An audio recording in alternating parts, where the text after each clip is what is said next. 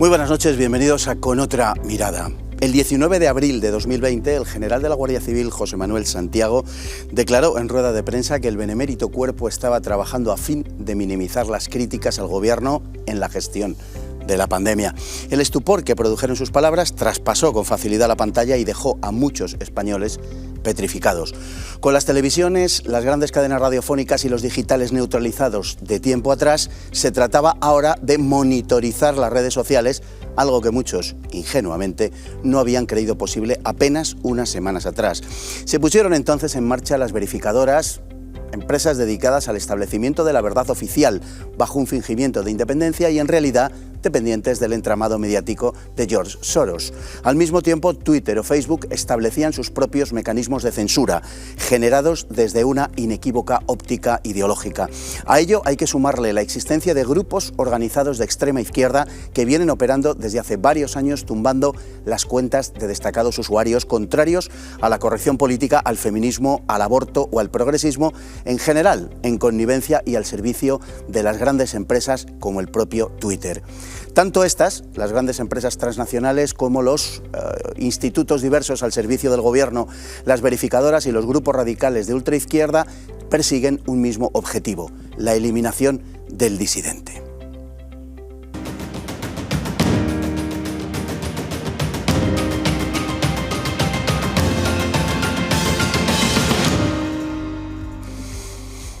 Y esta noche, para hablar de esto y muchas otras cosas, para hablar de la censura en redes sociales, para hablar de Twitter, para hablar de los pajarracos rojos, tenemos hoy con nosotros a tres invitados verdaderamente de excepción. El primero de ellos, dicho sea por orden de llegada, es don Víctor Sánchez del Real, diputado de Vox en las Cortes. Don Víctor, bienvenido.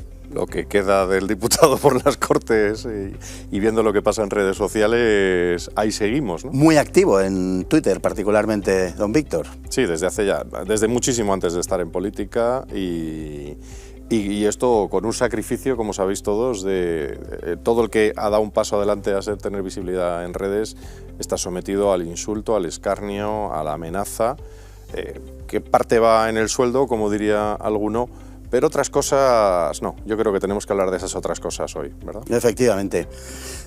No solamente objeto de amenaza, sino de amenazas que han tenido su cumplimiento, además. Hablaremos de ello. Don Javier Villamor, también navegador habitual de las redes sociales, sobre todo la del pajarito, sí, al que, bueno, es un avezado don Javier de esas redes.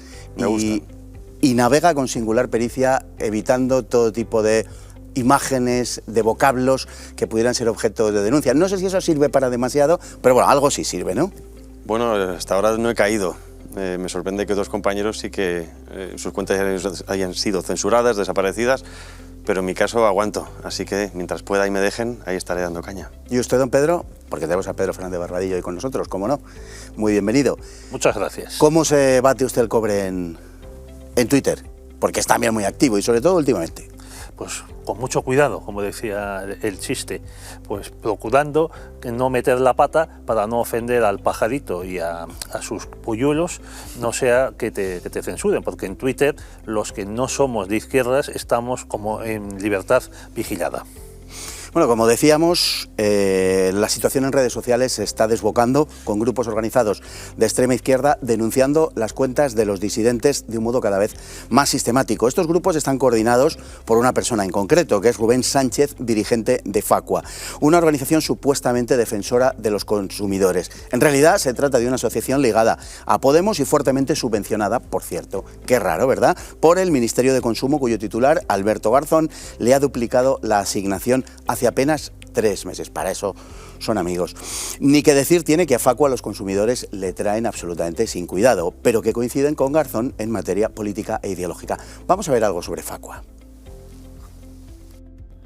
La organización Facua, Federación de Asociaciones de Consumidores y Usuarios de Andalucía, está dirigida por Rubén Sánchez García, quien utiliza su plataforma para personarse como acusación contra determinadas personas de significadas connotaciones políticas.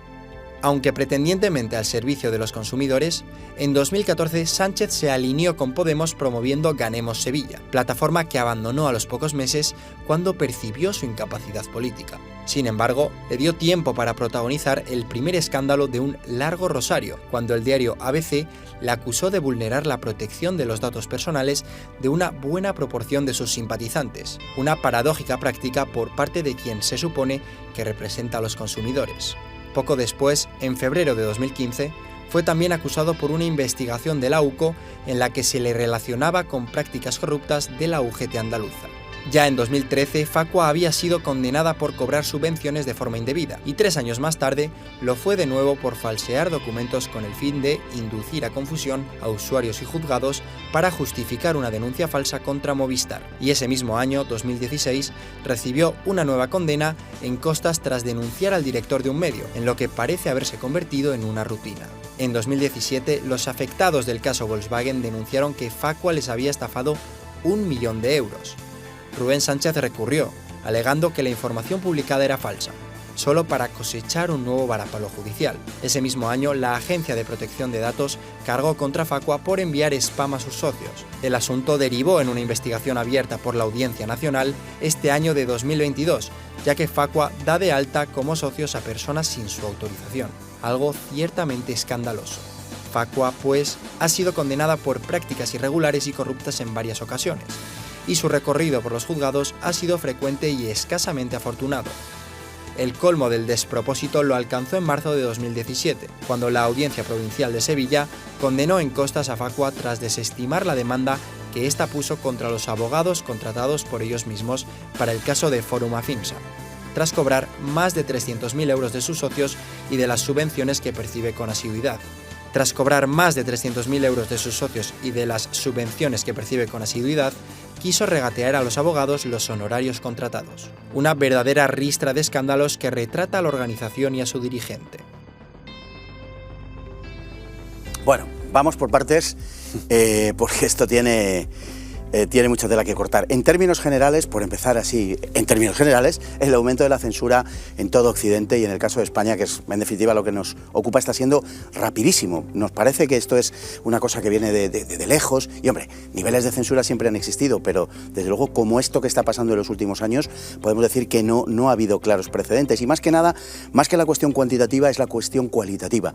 Ya se acepta que hay temas tabú que no se pueden mencionar en público y que no solamente ya se trata de los temas, sino incluso aceptando la existencia de esos temas o de los que sí están permitidos, no se puede plantear un punto de vista disidente con respecto al establecido oficialmente. Y esto empieza a estar admitido ya de una manera abierta, o sea, empieza a formar parte de las reglas del juego. Es terrible.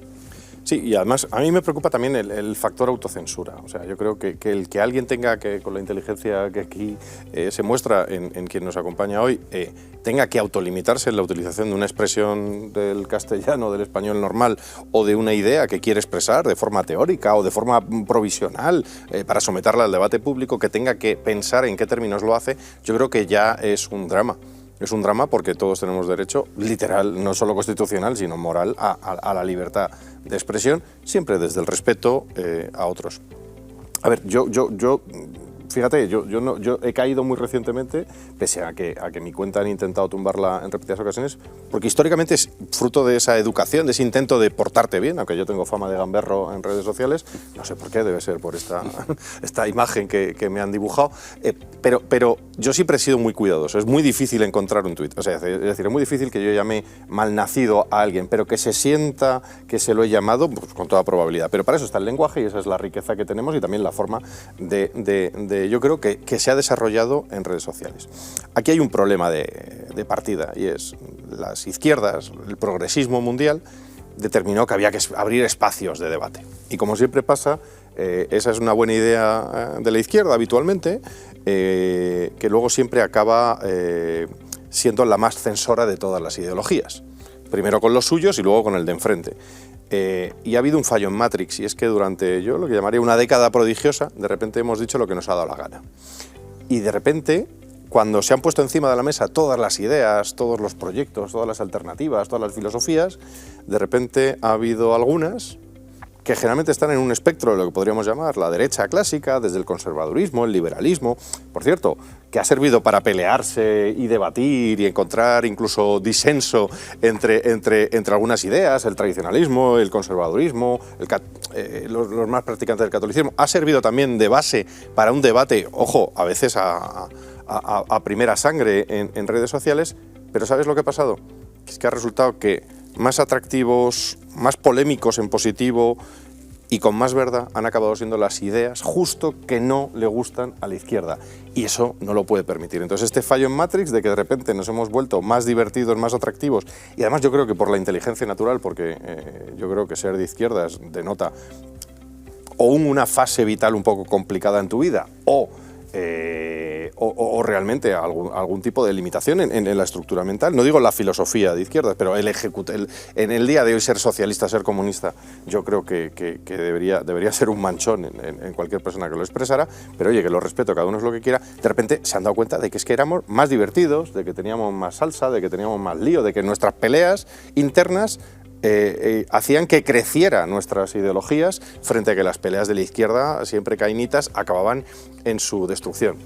Y yo creo que tenemos que estar agradecidos a esta década porque nos hemos salido del proceso también estatalista de estos medios del nuevo movimiento de izquierdas en España, en el que se te dice por la mañana, mediodía y por la noche lo que tienes que pensar, de lo que tienes que debatir y lo que tienes que opinar.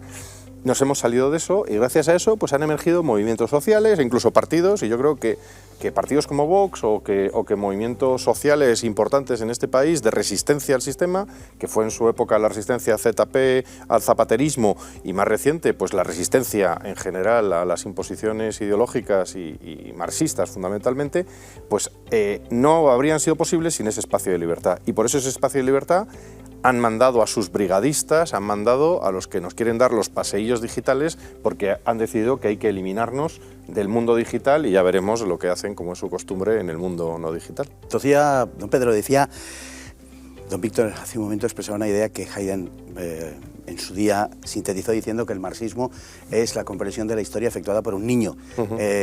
Y es como quedarse en la superficie de lo que son las cosas, pese a que ellos piensan que realmente están explicando la raíz última de todo, ¿no? Y verdaderamente hay una... Bueno, y sobre todo este posmarxismo en el que vivimos. Me parece 1000 veces más respetable el marxismo clásico, el marxismo ortodoxo, que estas derivadas que realmente son reinterpretaciones muy difícilmente defendibles. En definitiva, no hay algo de eso a la hora de ejercer una censura activa por parte de estos grupos tipo Podemos, que a su vez, como digo, son rechazados por los grupos realmente marxistas. Son una especie de marxismo post-68ista, en fin, frankfurtiano, y es una especie de mezcla bastante poco digerible y rehuyen el debate verdaderamente. Bueno, tampoco es que los marxistas clásicos debatiesen mucho, te sepultaban bajo tomos y tomos de libros. Bueno, ellos sí aceptaban cierto debate porque estaban convencidos de que te iban a arrollar, siquiera por el peso de los libros que te tiraban a la cabeza o los editoriales que entonces hacía el diario El País, y también porque estaban organizados, sobre todo en la universidad, pues para descalificarte como fascista, incluso como nazi. Sí, yo me acuerdo que si te atrevías a decir que Hitler pudo atacar a Polonia y luego a Francia y Gran Bretaña fue porque había firmado un pacto con Stalin, porque ya entrabas en la calificación de neonazi y demás. Pero es cierto que al menos estos marxistas leían lo suyo, siempre lo mismo. No salían pues de George Lukács, de Althusser, de todos estos pesados antiguos, pero al menos leían, eran respetables por eso, porque se habían embaulado unos tochos descomunales. Sin embargo, la izquierda que tenemos ahora es que no pasa de leer tweets, y yo creo que es que tampoco le da el cerebro para mucho más. Y la verdad, también tienen un comportamiento de jaudía. Al menos los otros, pues los marxistas clásicos, hombre, al menos pues algunos iban bien vestidos. Nosotros hemos tenido profesores marxistas que llevaban chaqueta y corbata y se duchaban, mientras que los profesores de ahora, que podemos equipararlos, pues todo decae, por desgracia, pues la verdad están peleados tanto con el vestidor como con la ducha. Y la verdad es que yo al menos los echo de menos a los antiguos, siquiera porque entonces éramos más jóvenes. Don Javier, Los elementos que ejercen esta censura, los que están organizados en Twitter, están en el entorno de Podemos. Luego hablaremos de ese asunto. Los hay que militan, los hay que no, pero en fin, son gente movida desde ese entorno. Dado su altísimo grado de intolerancia, su agresividad, su estrategia de acoso, que en alguna ocasión incluso ha llegado a desencadenar alguna tragedia, nos podemos imaginar, dado su concepto de la libertad de expresión, nos podemos imaginar lo que harían si tuvieran algo más que el poder cibernético en sus manos.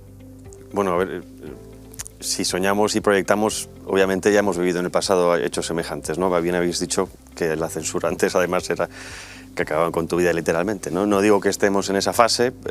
Ha dicho dos cosas interesantes. Primero, Víctor, el tema del humor.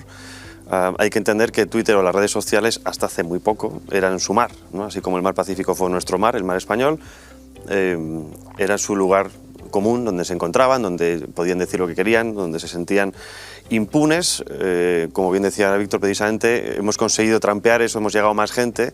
Creo que uno de los logros, que también lo vimos con Trump, es el saber reírnos de nosotros mismos. Nosotros tenemos humor para reírnos de nosotros mismos, cosa que la izquierda en general no lo tiene. A una cosa que ha dicho Pedro me gustaría apuntar: la izquierda no solo lee tweets, desgraciadamente la red social ha marcado también las formas de comunicación, ¿no? Ha bajado muchísimo el nivel, la capacidad de mandar mensajes complejos no puedes, porque tienes 140 caracteres, ahora tienes 280, eso es muy complicado. Pero sí que es cierto que lo que me preocupa es la censura que estamos hablando, porque es transversal y sobre todo que ya no es del sistema, por así decirlo, ¿no? Son los propios usuarios los que, aprovechándose de lo que se llama también la dictadura del algoritmo. Es decir, ya no somos libres de expresar lo que pensamos en tanto en cuanto o en función de lo que diga una máquina, o en este caso trampeando ese algoritmo, ¿no? Yo creo que eso es lo importante aquí. Ese algoritmo existe, lo pone el Twitter, está reconocido además en algunos vídeos que han sacado, como por ejemplo el Project Veritas, en las que hablando con directivos de Twitter reconocían que estaba ese shadow banning que llaman, ¿no? O sea, esa tendencia a minimizar el impacto que tienen ciertos contenidos, pero que esa herramienta también, que es cierto que ellos lo han masterizado, hay que entender que también la podemos aplicar nosotros o cualquier otro ciudadano, ¿no? Es decir, que no solo caigamos en que es la censura de una ideología, sino que son herramientas que te permiten estas plataformas utilizar, pero que desgraciadamente, como es un algoritmo, no hay nadie detrás, ¿no? Antes estamos acostumbrados, o tú decías al principio, esas censuras en las que, bueno, ya algunos lo vivisteis, ¿no? Nihilo stat imprimatur, en fin, la Iglesia decía que libros que no, el gobierno de turno. Ahora esta es una censura más capitalista en el sentido de consumir para todo el mundo, ¿no? Es transversal, está difuminada, no sabemos muy bien cuáles son los límites, de ahí que tengamos mucho cuidado en utilizar ciertas expresiones o qué palabras. En mi caso decías en la introducción, evito insultos, evito palabras con doble sentido en la medida de lo posible, y eso hasta ahora me ha servido. Hay gente que se expone pero eso más. Tampoco sirve demasiado. No, pero como bien dices, agudiza yo creo que el ingenio. Sí, ¿no? Te hace mejor. Te ayuda a expresar otras formas. Le voy a poner un ejemplo, Javier. Conozco una persona a la que le han tirado una cuenta por reproducir un titular del diario El País, vínculo, y aparece el diario El País, y en el cual había unos menores con mascarilla. Estos menores estaban con mascarilla, pero no estaban pixelados. Claro. La cuenta fue denunciada y fue tumbada 12 horas. A mí me tumbaron 2 veces 12 horas simplemente por retuitear el vídeo de Trump en el que decía que tranquilos chicos, cuando el asalto al Capitolio, iros a casa, que no la liemos, ¿no? Pues retuitear eso me tumbaron 2 veces la cuenta. Hombre, a mí me han tenido que buscar y a mí me lograron cerrar la cuenta porque me aseguré, a ver, yo al venir de formación periodística eso ayudaba, yo me aseguré, yo quería denunciar la muerte de cristianos en el mundo y que no, en determinada fase.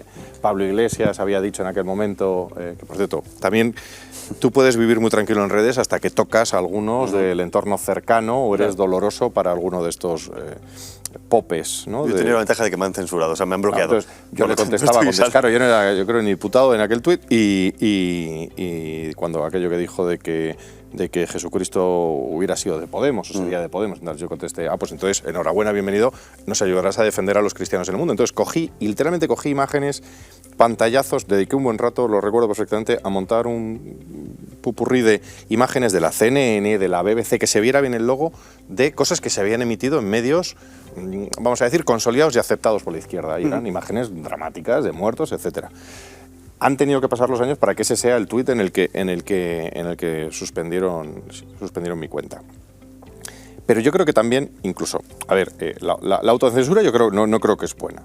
Pero sí es bueno entender, por un lado, primero que tengamos, y vuelvo a las generales, lo primero, que hemos descubierto que es que eran, primero, no es que estas ideas fueran tontas y mal expresadas, y como tú lo has expresado mucho mejor a través del autor, de que fueran muy infantiles o muy ridículas o muy primarias en algunos casos. No, es que la paz mundial, no, sí, yo también quiero la paz mundial, no te joroba, pero luego uno ya tiene más de 50 y dices, ya, es que alcanzar la paz mundial no es así de declaración de inmundo, ¿no? O sea, yo quiero la paz mundial, cojonudo, venga, vamos adelante, a ver cómo la consigues, ¿no? Pero primero, que hemos descubierto que sus ideas son peores. Segundo, que son unos tristes. Y tercero, yo creo que es una muy buena noticia la situación en la que estamos. Y es que este territorio, este escenario de la gran batalla de las ideas, lo hemos ganado. Y por eso están recurriendo al más extremo al más extremo de sus herramientas, que es la eliminación social del contrario. Esto, si miras a la historia del comunismo y tal, a ver, afortunadamente estos tíos no tienen ahora mismo la posibilidad de mandarte a una motorizada, que no descarto que esté en sus intenciones o incluso que... Bueno, algunos lo declaran, ellos lo declaran. Ellos lo dicen tranquilamente y no les pasa nada. Y no les suspenden. Pero nos han mandado la motorizada mediática, además en esta semana de julio, creo que es muy específico, porque quieren eliminarte social y físicamente, pero han llegado ya, yo creo, y no sé si estaréis de acuerdo, estamos en una fase de derrota de ellos, ¿no? En el sentido de que cuando te tratan ya de eliminar, es que ya saben que han perdido. Hay que entender también el contexto, ¿no? Esto existe hace tiempo, pero se ponen las pilas, o al menos, digamos, oficialmente la connivencia entre gobiernos y empresas de fact-checking que decías también al principio, es cuando, recordemos, el no a la paz en Colombia y el Brexit. Ahí oficialmente, en su momento, Angela Merkel dice a Facebook, oye, hay que ponerse manos a la obra, y que curiosamente que Facebook, Google, Soros, todos están en Instituto Poynter financiando, que es el que tiene el control de la International Fact-Checking Network, ¿no? Entonces, hay, como bien tú decías, ¿no? Hay un elemento de que saben que de alguna manera se les está escapando el control de las manos. Y recurren a la famosa damnatio memoria, ¿no? Es decir, te borran. Como vivimos en una época social digital, pues es cierto que muchos de nosotros invertimos tiempo, esfuerzo, oye, pues te documentas, estás buscando cosas, y cuando te borran desapareces. Puedes tener tu página web, puedes tener un medio como este, pero es cierto que eso afecta, porque al fin y al cabo, queramos o no, se trata de vivir de impactos. También puedes utilizar técnicas para saber cómo llegar a más gente. Es decir, necesitamos de alguna manera esa amplitud social que te permite estas redes sociales. Son mayoritarias, han intentado hacer otras redes sociales, desgraciadamente no funcionan muy bien. Y aparte el problema de la cámara de vacío, ¿no? Que es importante estar en estos sitios para que otra gente que piensa diferente llegue a ti. Yo creo que el intercambio de ideas es positivo. Facua se ha convertido en una excusa. Sí. Realmente era una asociación de consumidores que hereda el señor Sánchez y don Rubén, y se ha convertido en una excusa desde la que él y sus acólitos emprenden una persecución del disidente absolutamente indisimulada, desde que se hicieron públicas las frases y las dimes y diretes del Facuagate famoso, ¿no? Después se han seguido publicando cosas porque ha seguido habiendo ya una infiltración más permanente de estas redes, y hay que decir con toda claridad que el señor Sánchez es un podemita, es una persona del entorno de Podemos, que incluso estuvo en Podemos, en Ganemos Sevilla, una de las terminales políticas de Podemos, y que acabó saliendo de Ganemos Sevilla, puede que por la propia impericia o por la inutilidad de la formación, o porque a partir de ahí se convirtió en un liberado para hacer otras cosas que son las que están haciendo.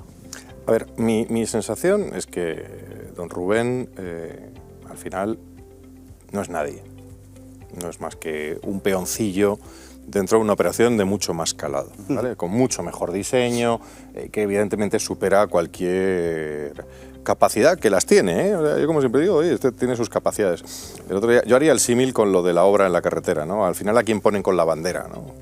Pues al que no sabe picar, al que no sabe llevar la máquina, no sé qué, y lo que pasa es que es más visible, ¿no? El que más visible pues es este hombre, pero detrás, la maquinaria, ¿quién está detrás? ¿Quién es el florentino? Vamos a decir, al final, entre el de la bandera que te dice que bajes la velocidad, el que lleva la máquina, el que tiene una profesión más sofisticada, el que sabe de qué va el puente que se está construyendo, y el señor, que es el que está ganando dinero con la construcción del puente, pues hay un montón de capas, y este señor es el de la banderita. No digo que sea más listo, más tonto, pero es sencillamente el más llamativo y el que ves cuando te cruzas y el que te enfada y la gente te enfada y le gritas y tal. Es el líder de una banda de matones. Pero este señor no es más que un peoncillo dentro de una operación mucho más importante, de mucho más calado, de mucha más organización. Podemos mencionar, hay ex responsables de redes de Podemos, incluso que los han liberado también. También es que no se aguantan entre ellos, también es que, claro, es que el problema es que a medida que ellos van teniendo su pequeño valle de los caídos en el que van cayendo uno tras otro los muertos de sus diversas disidencias internas, claro, porque también el comunismo lo que más mata, también digitalmente, es a sus propios compañeros. Van cayendo y van quedando liberados, y los hay de mayor y menor nivel. Pues hay un tal Macías Tobar por ahí que estuvo al cargo de las redes de Podemos, que se le llamaba la Gestapo digital, vamos, lo llamaban. Bueno, ese era el encargado. Le llamaban los de Podemos el matón de redes que necesitamos. Ese es el que llevaba las redes de Podemos. O sea, en mi caso lo trajeron como experto independiente al Congreso. Y a los 3 días empezó cuando debates con él y queda como queda, con su altísimo nivel, pues automáticamente es cuando van a por tu cuenta. Pero esto le ha pasado a más gente, ¿no? Pero y ni siquiera este Macías Tobar, yo creo que es la cabeza pensante. Esto está más arriba, más en los monederos y similares, y más en los Soros y tal. Un matiz.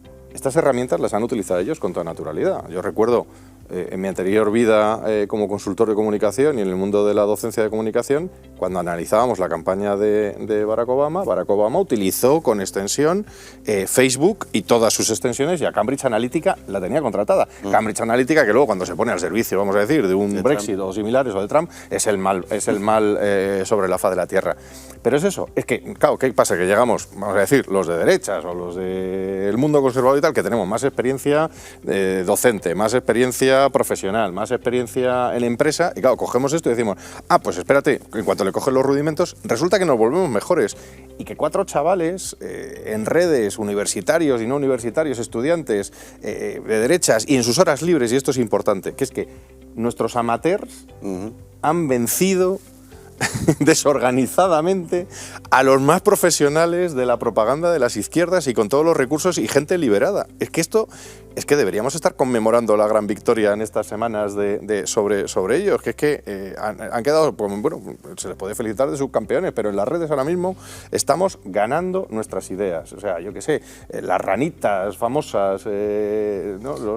los españabolas y similares, les han vencido a tíos que es que están contratados y que se venden a sí mismos como community managers de la izquierda. Yo creo que esto es un éxito que deberíamos regodearnos en él un poquito más. Invito a ello, ¿eh? No. La primera vez que Barack Obama gana las elecciones presidenciales en Estados Unidos, precisamente le llaman el presidente de Facebook. Claro. Y también tuvo unas reuniones, unos actos públicos con Mark Zuckerberg, y hasta se intercambiaron camisetas. Ahora todo eso ha desaparecido porque, como dice Víctor, pues en las redes sociales, ellos, la misma izquierda dice que se han convertido en una especie de campo sin ley, porque no lo controlan completamente ellos. No. Lo controlan, yo creo que de manera, vamos a decir, mayoritaria. Pero claro, para ellos, si el control no es del 99%, hay algo que se les escapa, algo peligroso.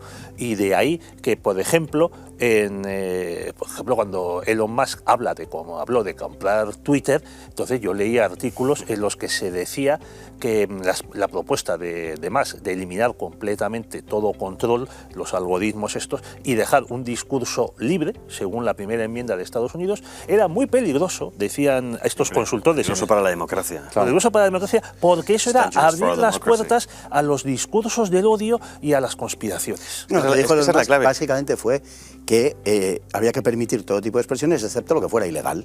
Y es algo, además, a lo que la Comisión Europea ha instado en repetidas ocasiones a Twitter, es decir, usted no puede censurar, usted lo que puede es hacer, si quiere, como se dice ahora, reportar, o sea, informar, que hemos dicho toda la vida, de las cosas que suceden con carácter ilegal, para que sea perseguido pues un delito, pero usted no puede autoarrogarse en este caso la capacidad de determinar mi grado de libertad de expresión. Pero importante lo que ha dicho Pedro, primero censuran con las herramientas que les da la propia plataforma, trampeando el algoritmo, pero cuando ven que eso no es suficiente, porque cada vez son más, y también es cierto que los que estamos ahí tenemos cierto espíritu hidalgo, por así decirlo, ¿no? Cuanto más me das, más voy a estar, somos un poco cabezotas, pero luego viene el discurso de odio, leyes sobre el discurso de odio, entonces ya más censura y más censura, o sea, te van cercando, ¿no? Y respecto al partido Vox, ya se ha comentado muchas veces que hay un intento de ilegalizar al partido precisamente por sus posturas en algunas cosas. Y eso es el principio del fin. Lo que pasa que, claro, que tienes que trampear muchas leyes y hacer muchas trampas a ti mismo al ajedrez para poder llegar a eso. Lo grave no es que tengan el 99% o el 7%. No, eso da igual.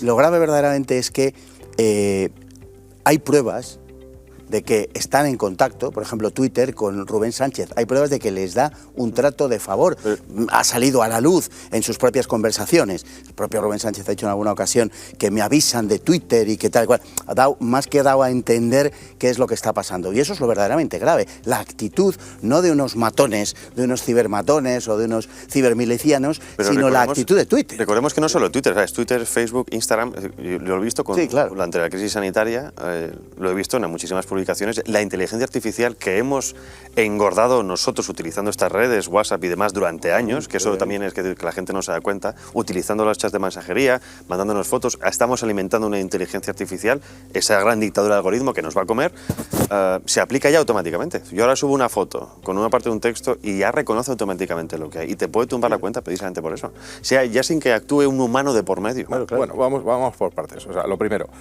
has hablado de la crisis, yo creo que si hay que marcar una fecha de la victoria que habría que celebrar anualmente es el 8 de abril del 2020, cuando el Team Facha, en redes sociales, para que la gente que no esté habituada, pues es este grupo de gente de derechas pues que aprendió a hacer de las redes un lugar divertido y de debate político intenso, cuidado, y con desparpajo, pues de repente aquella noche se llamó la de los baneos largos, pero fue una gran victoria porque fue cuando de repente toda la gente de derechas empezaba, cuando alguien le interpelaba de la izquierda, le contestaba como si fuera un robot. Como ellos dicen que somos todos robots, cosa que no es, ya te digo que no es así, ellos no soportan el que no hayamos utilizado una especie de ente alienígena para vencerles, ¿no? Y es gente normal. Entonces empezaron a contestar como si fuera un robot que se había equivocado. Y claro, la gente de izquierda, los grandes gurús, cayeron en la trampa. ¿Veis? Les hemos pillado como era un robot. 16, bueno. Pues ese 8 de abril del 2020, que yo creo que deberíamos conmemorar de alguna manera con algún tipo de barbacoa o similar, es el momento de ese cambio. Porque lo que demostró es que en realidad las redes sociales están engañando a sus inversores, y esto hay que decirlo. O sea, son mucho menos sofisticadas tecnológicamente de lo que venden. Son grandes maquinarias de marketing, grandes maquinarias de venta de anuncios, pero en realidad la tecnología por debajo es de lo más pedestre. O sea, la tecnología de alerta, o sea, el cómo funciona. O sea, dicen, no, tenemos inteligencia artificial, tenemos un algoritmo. Mira, un algoritmo somos tú y yo con una hoja de Excel y con una fórmula. Es que en algunos casos la lista de palabras en castellano o en español que prohibidas es muy limitadita y además y es solamente un prefiltro, ni siquiera se han atrevido al baneo directo. Por ejemplo, tú dices, me matas de risa o te voy a matar, no me cuentes más chistes, ¿no? Cosa normal en castellano. Esos no te los prohíben. Lo cual significa que el algoritmo no es que sea especialmente listo, es que sencillamente nadie lo ha denunciado. Si alguien denuncia ese tuit, un intercambio en tú me matas de risa, porque la gente entienda cómo explica, porque también sirve para librarse de ellos. Salvo que entonces alguien de Facu, de los de Podemos y tal, te denuncie 3 o 4, entonces le salta a alguien una alerta de, oye, combinado de palabra prohibida, matar, me matas de risa, con denuncia, por cierto, de amiguito. Ellos sí que tienen VIPs, no tienen la señal, pero sí que tienen VIPs que cuando Facu denuncia algo, ya sabes a dónde va. Entonces, Twitter levanta las orejas. ¿Y qué pasa? Se lo pasan a unos técnicos que probablemente estén en Filipinas y declaran conocer el español, cosa que lamentablemente en Filipinas no es el común. No es así. Y entonces resulta, lo digo por las horas en las que se producen estas cuestiones. Las decisiones se están produciendo en la hora del Pacífico. Si llegas a una lógica, es que si las decisiones en español se producen en la hora del Pacífico, lo más probable es que lo está haciendo un tío no en las Marianas precisamente. Entonces, la máquina es mucho más tonta de lo que nos pensamos, mucho más sencilla de lo que nos pensamos. Pues vamos a ver ahora algo al respecto, porque como hemos dicho, Rubén Sánchez no dedica sus mejores esfuerzos a los sufridos consumidores, precisamente. Desde hace años coordina en Twitter, a través de Telegram, un grupo de activistas ligados a Podemos. Son tuiteros de extrema izquierda que le hacen el trabajo sucio, en el fondo, a las grandes empresas globalistas, porque en eso es en lo que están. Son unos 400 aproximadamente, se hacen llamar Redbirds, estos pájaros rojos, y se ufanan luego públicamente de tumbar las cuentas de los disidentes. Vamos a verlo. Las sospechas de que Rubén Sánchez capitaneaba el ciberacoso en Twitter quedaron despejadas cuando en septiembre de 2018 se produjo el llamado FacuoGate. Una infiltrada en el chat de los acosadores puso de manifiesto, más allá de toda duda, la responsabilidad de Rubén Sánchez en la organización del acoso masivo a los disidentes. A través del Telegram, Sánchez organiza cacerías de disidentes, de los que proporciona datos personales para facilitar dicho acoso. Una vez señalado el objetivo, se ponen en marcha los podemitas a sueldo. Se genera así una denuncia masiva ante Twitter que se limita a constatar mediante un bot la existencia de una palabra o una imagen que pudiera justificar la suspensión, el bloqueo o incluso el cierre de la cuenta denunciada. En ocasiones, la complicidad de operadores del propio Twitter les facilita el camino. Rubén Sánchez se apoya en una serie de personajes coordinados por Víctor y Javi, dos activistas del entorno podemita. Este último es Capitán Apio en Twitter, quien obtenía datos de sus víctimas gracias a su trabajo en una importante compañía eléctrica y sacaba fotos de menores que publicaba en el grupo en el que participaban todos ellos. Los niños eran hijos de personas que acudían a manifestaciones de Vox o del Partido Popular. Mantiene una estrecha relación personal con Julián Macías, responsable de redes de Podemos. El otro es Víctor el Rubio, militante de Podemos que llegó al grupo de la mano de Capitán Apio y que actualmente se esconde bajo el seudónimo de Destrucción Nuclear en la red. Contó durante un tiempo con el apoyo de un conocido elemento de la localidad de Coín, llevando a cabo ambos duras campañas de acoso personal. Este personaje se encuentra desde hace un tiempo desligado del grupo debido a determinadas características personales y sobre todo a su incontinencia verbal. Pulula por Twitter bajo diversas denominaciones como Gorrión Rojo, Lorraine o el Divino Jasón. A Juan, pues así se llama este sujeto, le echa una mano Ratona88, seudónimo tras el que se oculta una ex militar expulsada del ejército acusada de grabar un vídeo pornográfico. Obtiene información por medios ilegales de las personas a acosar, al parecer gracias a la condición castrense de un familiar. Algo parecido sucede en el caso de Carmen, barrendera que desde Getafe reporta denuncias y obtiene información por la condición policial de su exmarido y que igualmente colabora con Juan. Otro personaje de las afueras de Madrid, Esther, fue conocida con el agravio mote de la rata infecta, aunque actualmente se conforma con la más modesta condición que exhibe su nuevo seudónimo, Alegre Roedor. Esther es muy reportadora, muy activa. Como puso de relieve el FacuoGate, las hordas censoras cuentan con destacados tuiteros, cada uno de ellos con miles de seguidores, si bien la mayoría de ellos son compartidos. Estos tuiteros quedaron en evidencia con la publicación del chat, entre ellos las conocidas como Protestona o Perra Roja de Satán, en realidad Rocío y Vanessa, más activistas que reportadoras, pero que también señalan las cuentas a acosar, no muy lejos de Protestona. Por cierto, se encuentra el conocido como Anacleto Panceto. El también conocido tuitero y periodista Gerardo TC es cercano a Rubén Sánchez y a este grupo de censores y acosadores, aunque no consta que participe en los señalamientos. Y hablando de señalar, no podemos terminar sin nombrar a Máquina Baja, el autodenominado reportador rojo, de nombre Óscar, y su mujer Sandra, Reina Bella, desde Tarragona. Todos ellos personajes al servicio de los objetivos políticos e ideológicos de Podemos y movidos por militantes de este partido, dedicados en cuerpo y alma a la tarea de acosar en grupo, delatar, generar bulos y tumbar cuentas de disidentes.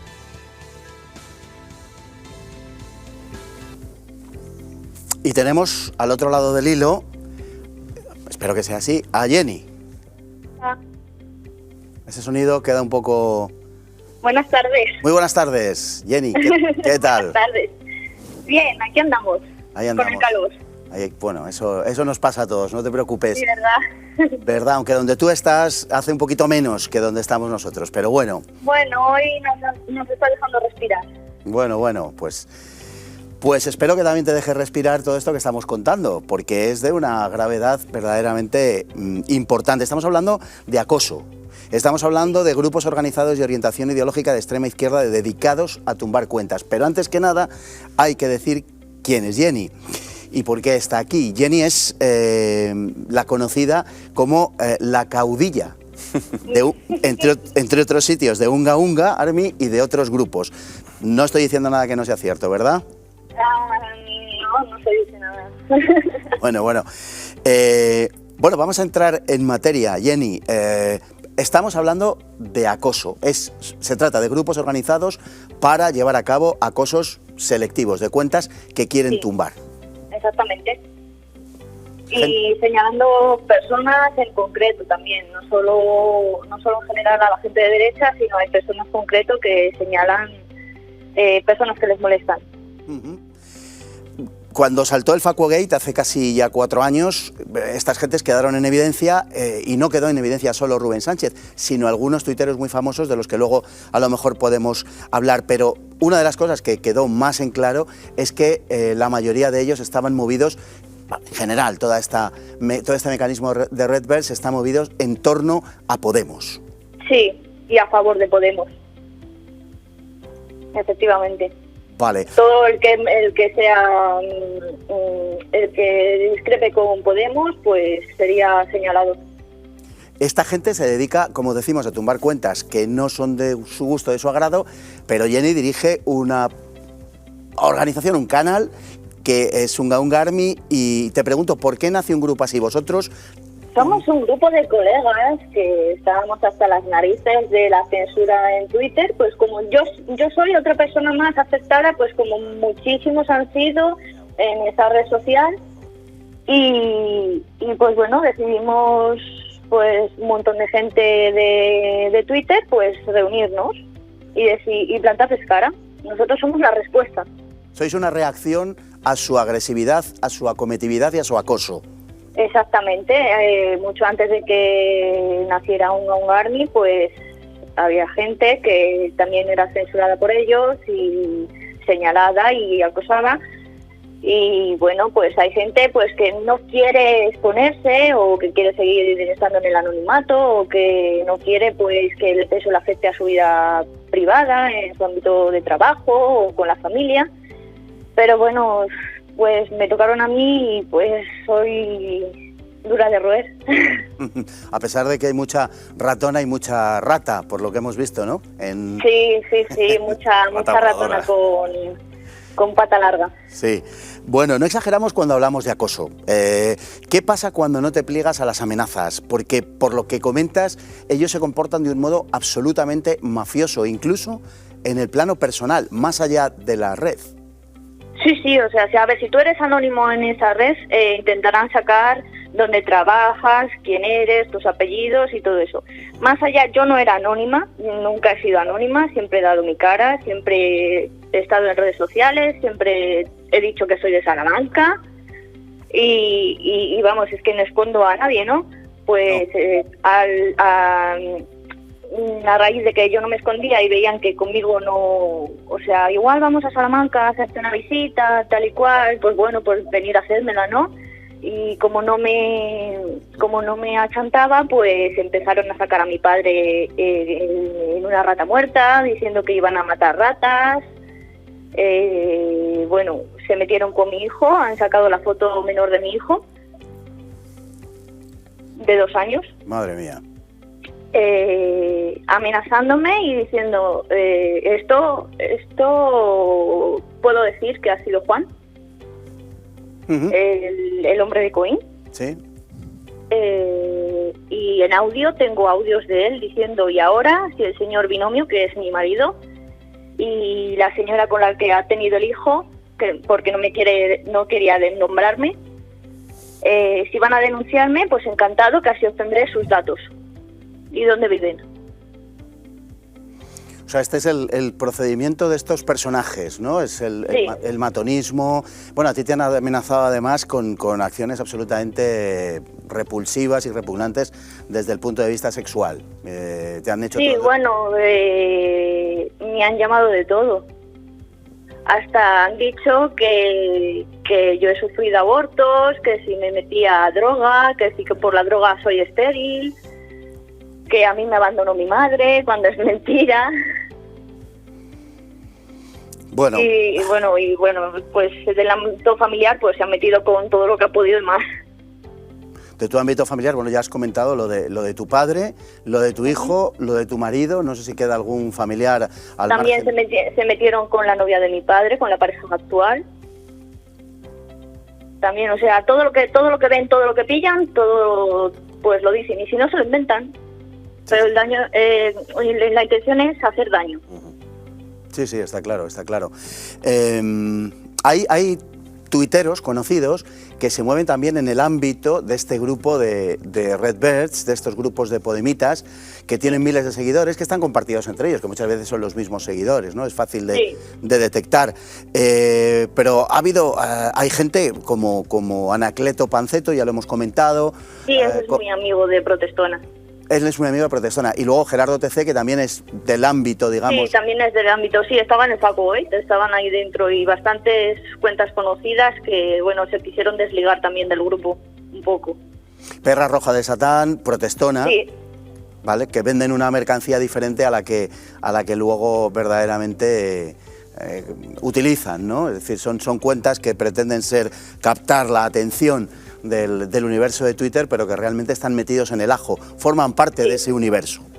Exactamente, sí, o sea, a ver, van de modositas, de, buah, yo solo hago activismo para favor de Podemos y tal, y luego a lo mejor ves a Protestona en el Facu Gate diciendo de Cristina Seguí que a esta rata quien la mata.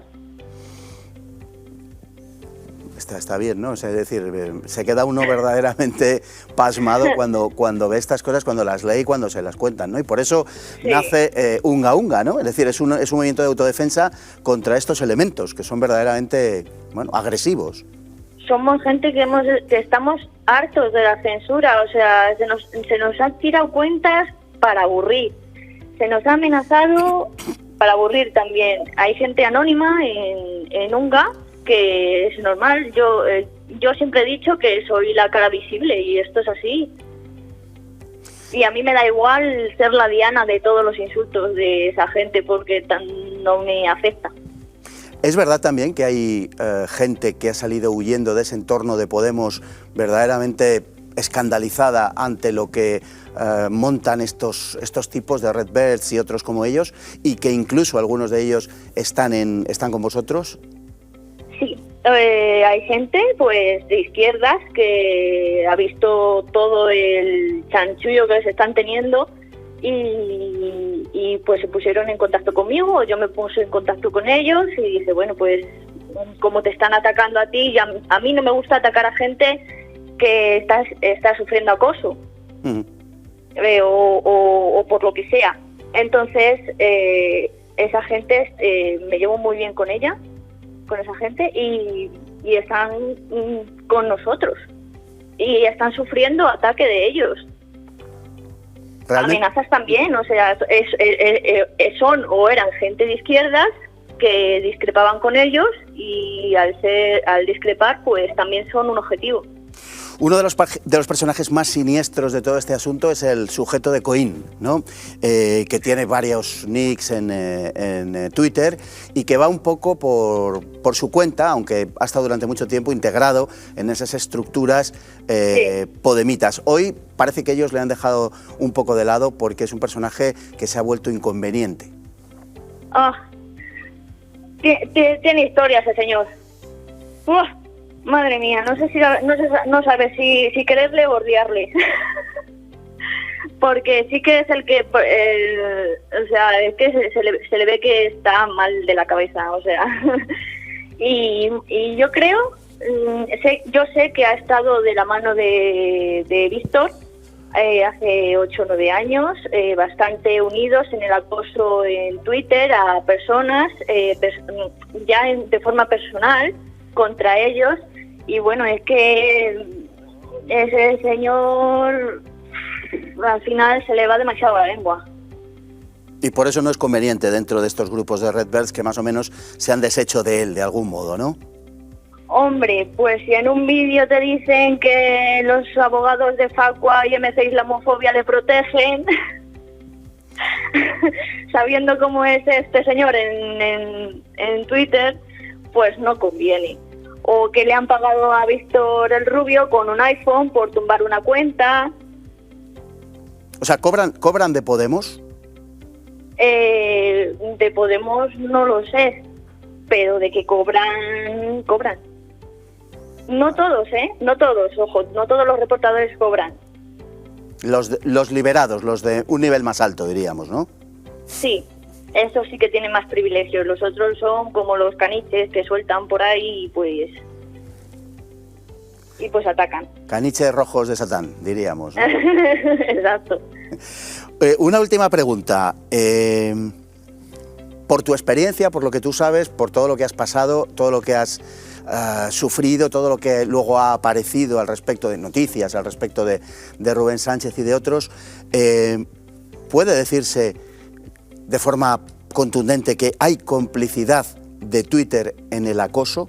Es decir, Twitter deja hacer, pero incluso Twitter colabora, y personas en Twitter también colaboran. Es decir, ellos tienen gente entre los operarios de Twitter. A ver, dejan la puerta abierta y bueno, sí, ojos que no ven.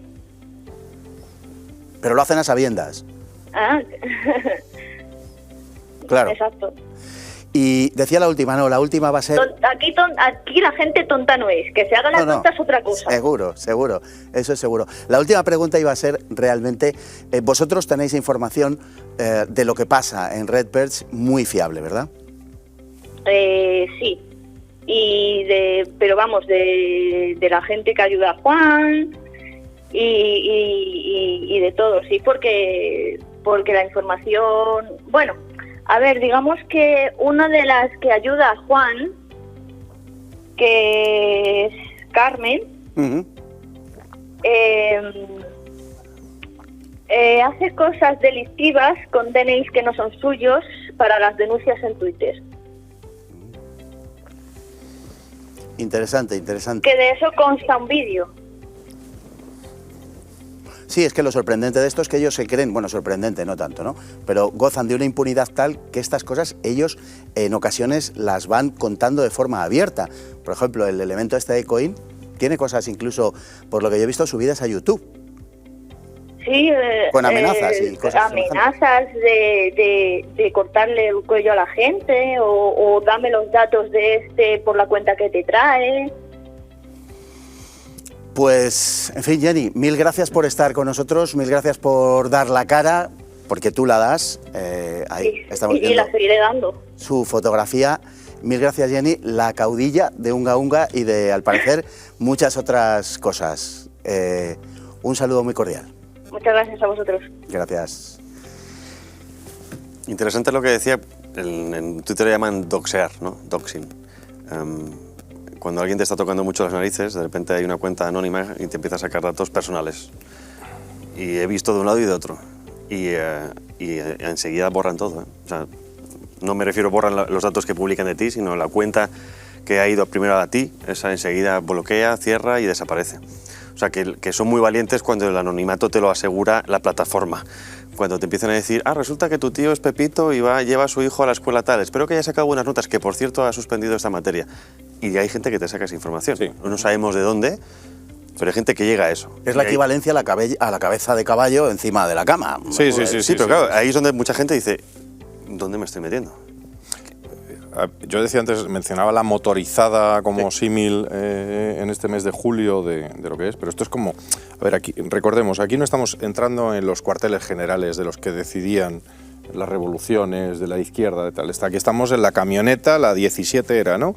En la 17 la conversación entre 2 o 3 macarras que iban a cargarse, uno enfadado por una cosa. Es decir, aquí estamos entrando, estamos metiendo el sensor en la morralla. En la gentucilla que se dedica a esto voluntaria o involuntariamente o por crecer en el partido, pero a mí me preocupa más la estructura, la general, quién es el ideólogo, ¿no? O sea, eso es como cuando en el terrorismo el que pegaba el tiro pues era el más tonto del comando, ¿no? ¿Quién es el autor intelectual de todo esto? Y luego los colaboracionistas. El caso de Twitter no existe en España. ¿Vale? O sea, Twitter en España es una oficina comercial para vender anuncios. Cogen a gente con un poco de buena imagen, con un poquito de conocimiento del sector publicitario, del sector de los medios y tal, pero son 4 tíos vendiendo anuncios, no muy eficientemente además.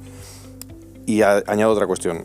Titular, Twitter no existe en España. De hecho, cuando tú les denuncias y tal, recibes burofaxes de despachos como Baker & McKenzie, como me pasó en mi caso, de la sede de Twitter en Irlanda. Irlanda, sí. Entonces, número 1, Twitter no existe en España. Número 2, a esta gente solo les queda Twitter. En otras redes están fracasando por razones que no vienen al caso. En Facebook por su propia decadencia como red juvenil y que en realidad la gente es de un segmento mayor.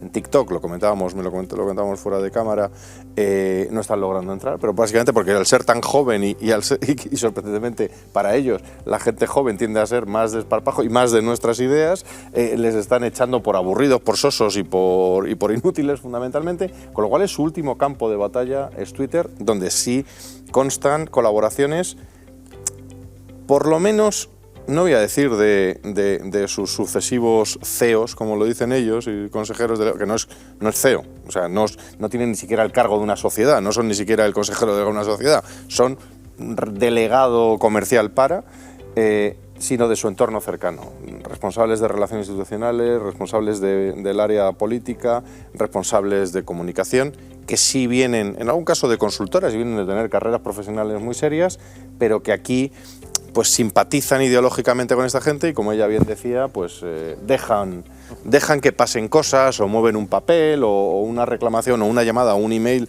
de alguno de nosotros cuando nos cierran una cuenta, pues lo acallan y no hacen que siga el proceso de reclamación normal. Tendremos ocasión de hablar de Twitter, porque vamos, y además cuento con ustedes para centrarnos en Twitter, porque la responsabilidad última de todo esto es de Twitter. Twitter es quien tiene esas complicidades, quien permite hacer y, en último término, quien abona el campo o deja que el campo sea ocupado por estas hordas que saben, y les consta, están acusando de una manera absolutamente falsa. Ellos se camuflan diciendo que el propio Twitter está, y no les falta razón en alguna medida, el propio Twitter está incitando a la delación. Es verdad que Twitter anima a la gente a decir, cuando veas algo que tal, denúncialo. Pero claro, una cosa es cuando veas algo, en fin, donde se anime a la comisión de un delito o cualquier otra cosa, y la cuestión es decir que por razones ideológicas que aparezca un término o una imagen se pueda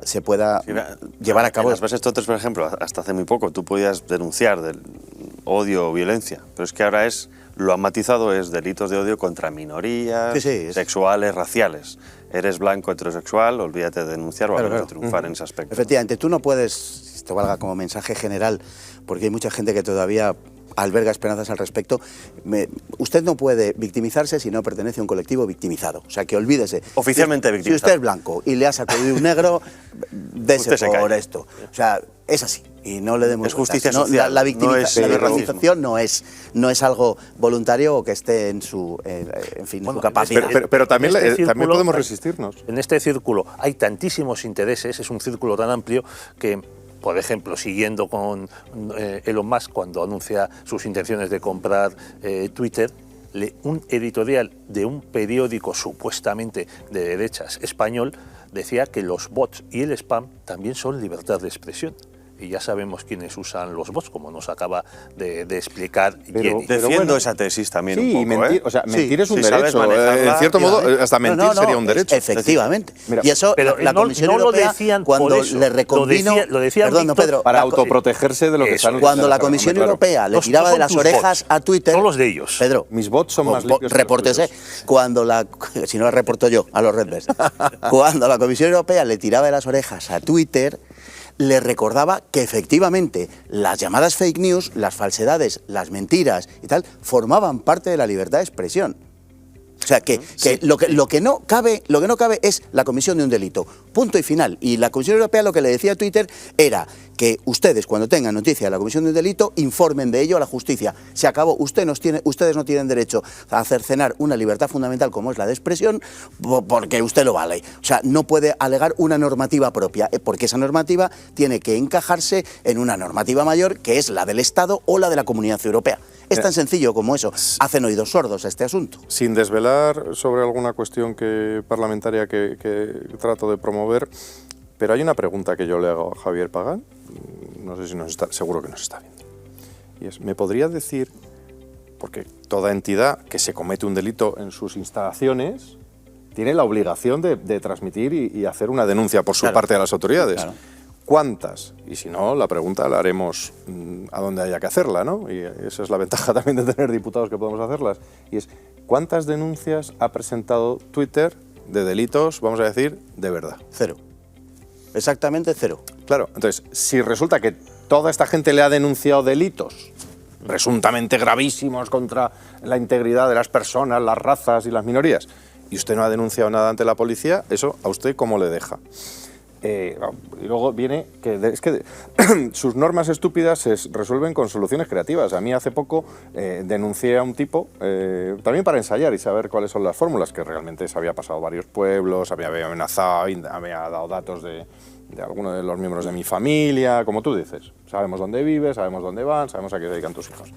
Y yo le denuncié, entonces dije, ¿y por qué? Entonces, en la secuencia, incluso llegué a la fase 2 del videojuego y es, ¿y usted por qué denuncia? No, porque es hacia una minoría. Y dice, ¿qué minoría? Y dice, pues yo soy nativo de Ceuta. Dije, pues una minoría racializada.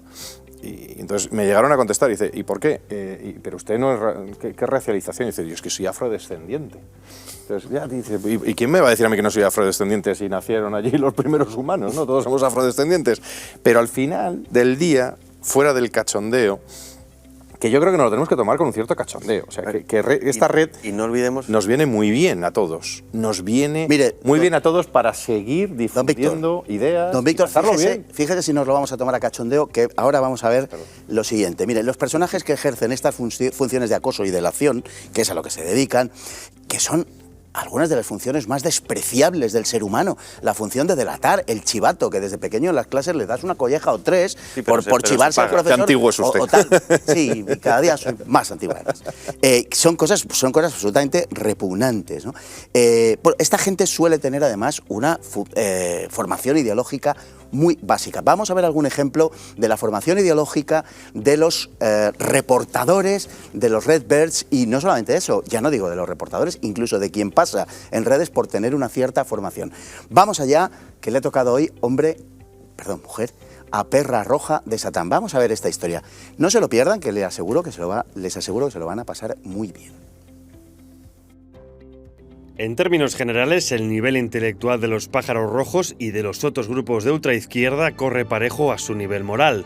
Algunos de los perpetradores de estas estrategias de acoso a través de algo tan repulsivo como es la delación se manifiestan hipócritamente en público defendiendo la libertad de expresión. Es el caso de Vanessa, la conocida como Perra Roja de Satán, que en una entrevista concedida en 2016 aseguraba que la censura es inaceptable porque no es plural y está destinada a callar las voces que no piensan como ellos. Todo un himno al cinismo.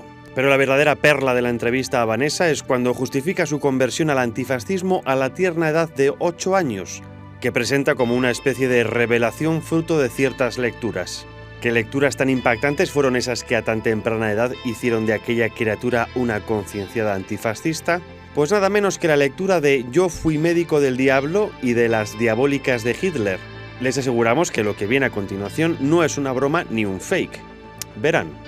Tanto Yo fui médico del diablo como Las diabólicas de Hitler eran novelas escritas por un tipo que se publicitó en los 70 como Karl von Ferreiter, un sobrenombre que queda muy aparente, pero que no era sino el seudónimo de un escritor de cómics y de novelas pornográficas de penosa liviandad literaria y cuyo verdadero nombre era el de Enrique Sánchez Pascual. La obra literaria de Sánchez Pascual, antiguo combatiente republicano, presenta títulos tan significativos como Las vírgenes de Kiev, El búnker de las endemoniadas, El burdel de la Gestapo, Las hienas de Ravensbrück, Las lobas de Stalingrado, Las víboras de Himmler, Las vestales del Tercer Reich, El convoy de las tigresas, Fábrica de sementales, Burdel SS, Los prostíbulos del Tercer Reich, La cruz gamada en el vientre. Los títulos son un elocuente reflejo de su calidad literaria.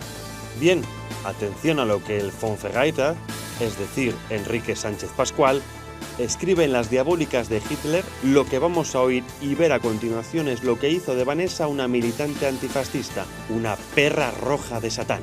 Amaban a su Führer, mataban en nombre de su Führer, solo deseaban una cosa, compartir el lecho de Hitler antes de morir. Se retorcían en el lecho, estremeciéndose de placer, masturbándose mientras miraban el retrato de Adolf Hitler. Nunca permitieron que un hombre las tocase, reservaban su virginidad para su bienamado Führer. Les bastaba oír el nombre de Hitler para estremecerse en un largo e histérico orgasmo.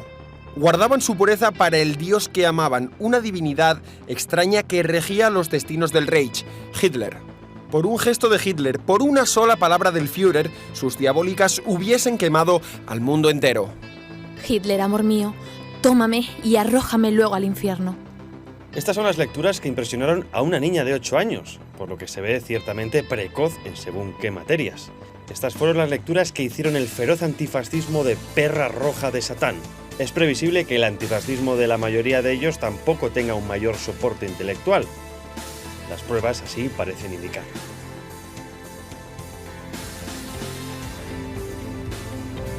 Señores, estas son las lecturas que hacen de los Redbirds, gente semejante, hacen feroces antifascistas. Antes, lo recordaba don Pedro, leían a Althusser y cosas semejantes. Sí. Que bueno, en fin, reconozco que lo de Pascual es más entretenido que lo de Althusser, que es una buena torrija.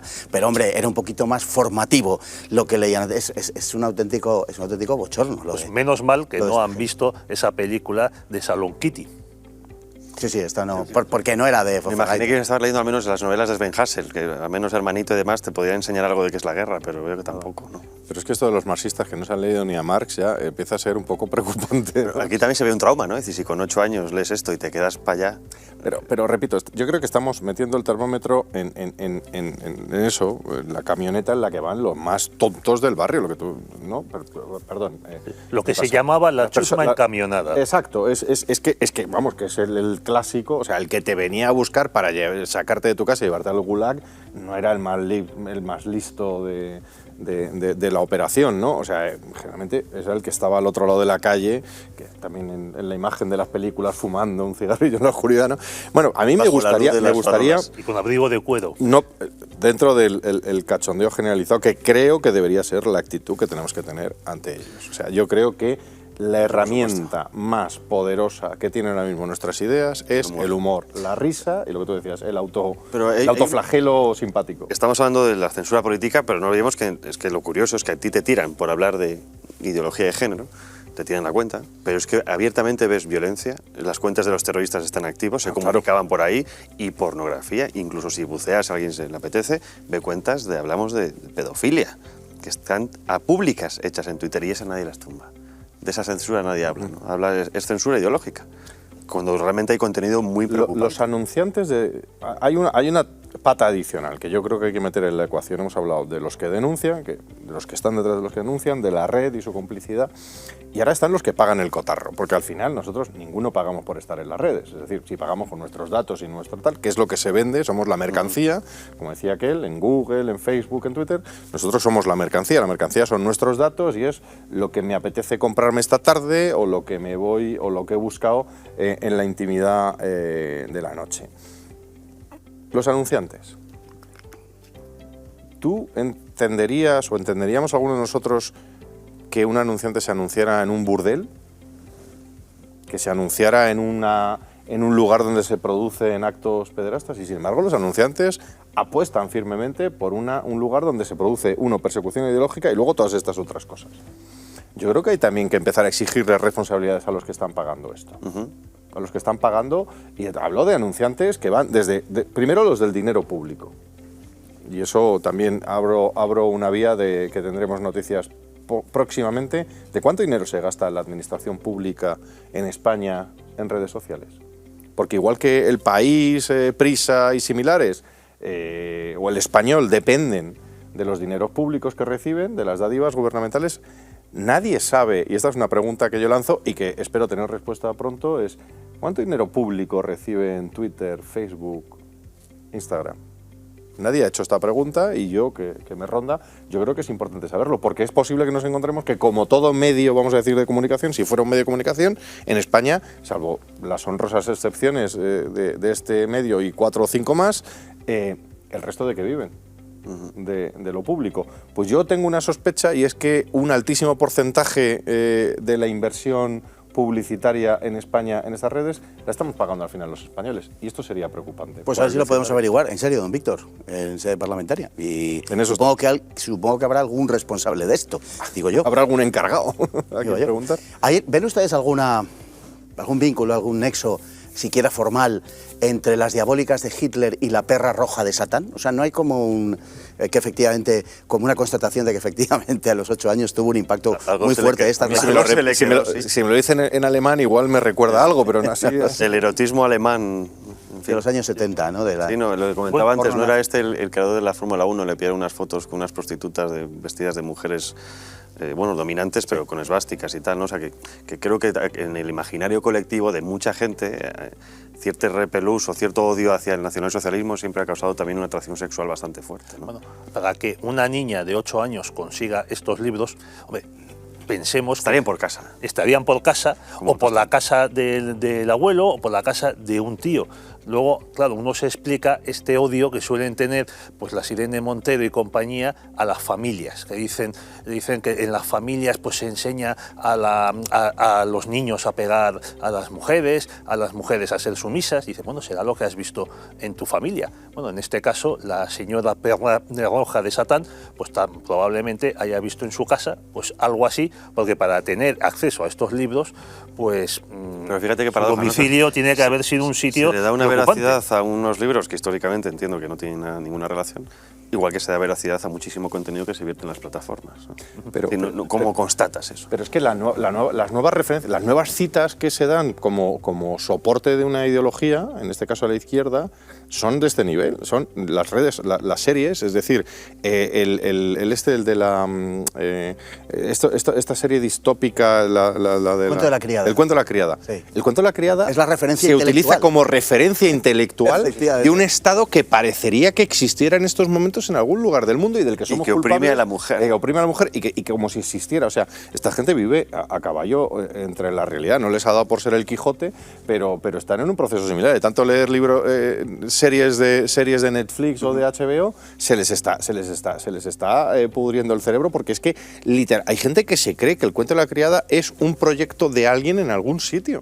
Sí, sí. La disociación cognitiva absoluta. Entre la realidad y lo que ellos creen que ocurre, hay un libro que... Y las redes fomentan eso y ensanchan eso. No, lo que describe muy bien el cuento de la criada es realmente su pretensión de crear una sociedad al estilo de la para poder justificarse. Efectivamente, el estilo de la que allí aparece, solamente que con los valores cambiados. Pero es exactamente lo pero que habría que quieren leerse, hacer ellos. Pero, por ejemplo, y también ahí, igual que he dicho que hemos ganado, también perdemos en otras cosas. Yo creo que nos falta toda la masa, o sea, si hacemos noticias, si hacemos información, si hacemos debate, nuestras ideas, si hacemos presencia en las redes sociales y más o menos nos inventamos memes y tal, pero nos falta también ese soporte cultural e ideológico. Llegará. ¿Por qué no hay una serie bien hecha en España o mundial de gente utilizando 1984 y su denuncia de los regímenes totalitarios generalmente comunistas? ¿Por qué no cogemos a Aldous Huxley? ¿Por qué no Un Mundo Feliz y lo representamos para que vean otras alternativas? Ya que estos beben de series, pues hagámosles series. Por el dinero, don Víctor, el dinero. ¿Dónde está el dinero? Hay que preguntarse. Sí, por eso de lo del anunciante. Está con ellos. El dinero, claro.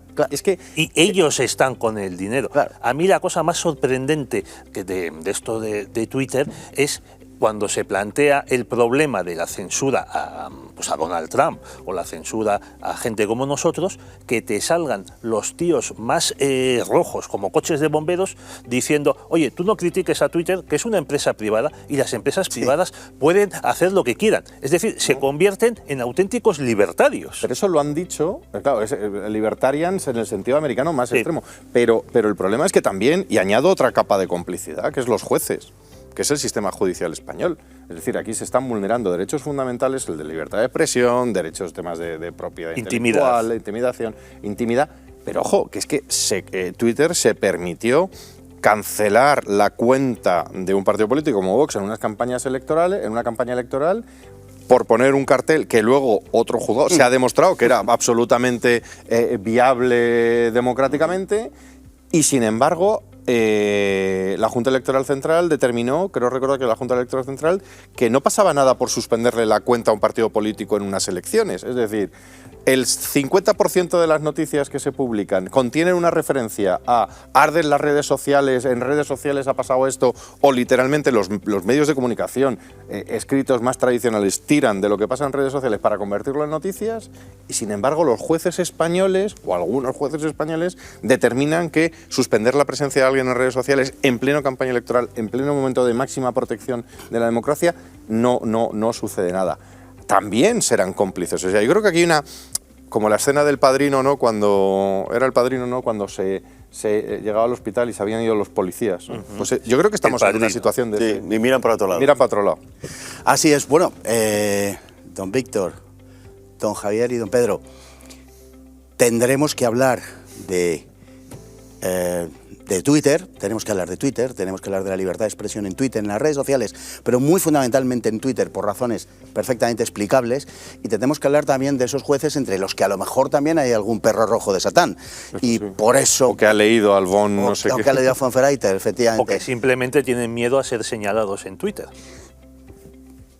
Pues a lo mejor es que es uno de los diabólicos de Hitler. Nunca se sabía, hace cosas muy raras por la noche. En fin, no sabemos de los jueces españoles, entramos en una especie de selva impenetrable, de la que muy poco se sabe. Pero, en fin, les agradezco enormemente que hayan venido aquí a hablar de esto, que es un tema complicado, es un tema espinoso, pero es un tema que hay que abordar y con el que hay que ir adelante, porque nos jugamos verdaderamente mucho.